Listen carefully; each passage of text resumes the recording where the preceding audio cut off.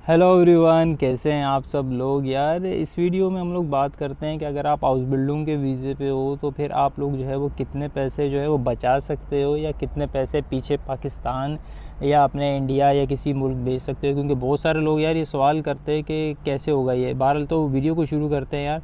पहले मेरे पास ये जो मेरे पास इस वक्त जो पे स्लिप है ये तीसरे साल की है। मतलब तीसरे साल में आपको जो है वो पैसे ज़्यादा मिलते हैं। पहले साल में थोड़े कम मिलते हैं, दूसरे में और तीसरे में और ज़्यादा मिलते हैं।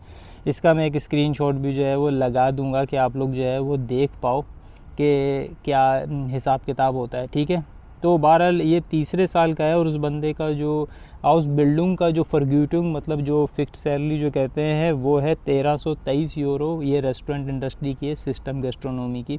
ऑलमोस्ट सारी जो हाउस बिल्डिंग है ना यार, फ्लेगे की इधर उधर मैं देख रहा था 150 यूरो का फ़र्क है। ज़्यादा फ़र्क नहीं है भाई। हाउस बिल्डिंग के टाइम पे आईटी वाली हाउस बिल्डिंग में भी ज़्यादा फ़र्क नहीं है, 19-20 का है। ये कुछ कंपनीज़ वगैरह का है कि यार वो थोड़ा बहुत ज़्यादा ऊपर नीचे, मगर है आसपास ही है। मतलब ऐसा कोई बहुत बड़ा फ़र्क नहीं होगा 400-500 यूरो का होगा। 50-70-80-100 यूरो का ही फ़र्क होगा, कोई सी भी इंडस्ट्री होगी।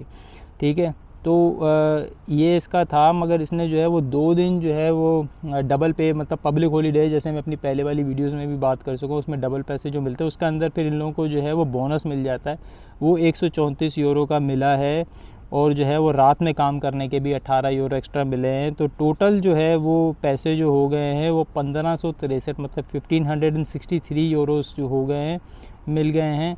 और उसमें से जो है वो सोशल कंट्रीब्यूशंस जो है वो आपको पता है कि टैक्स नहीं कटता है हाउस बिल्डिंग में। जो अजूबी जो वो बंदा जो हाउस बिल्डिंग कर रहा होता है उसका टैक्स बिल्कुल नहीं कटता है, मगर सोशल कंट्रीब्यूशंस वगैरह कटते हैं। और आपकी जो है वो हेल्थ इंश्योरेंस भी जो है वो इसी में से कट जाती है, तो आप लोगों को ख़ुद से नहीं देनी पड़ती।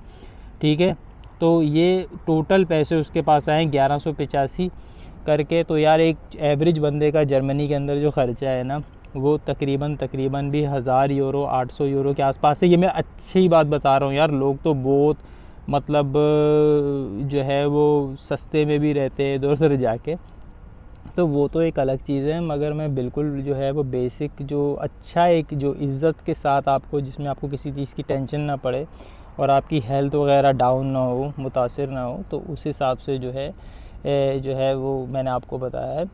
तो ये आपका जो है वो 800 से 1000 यूरो तक का ख़र्चा होगा। आप इसको 600 तक या 650 तक भी लेके जा सकते हो, या आप लोगों के ऊपर है। तो बाकी के पैसे आप लोग बचा सकते हो।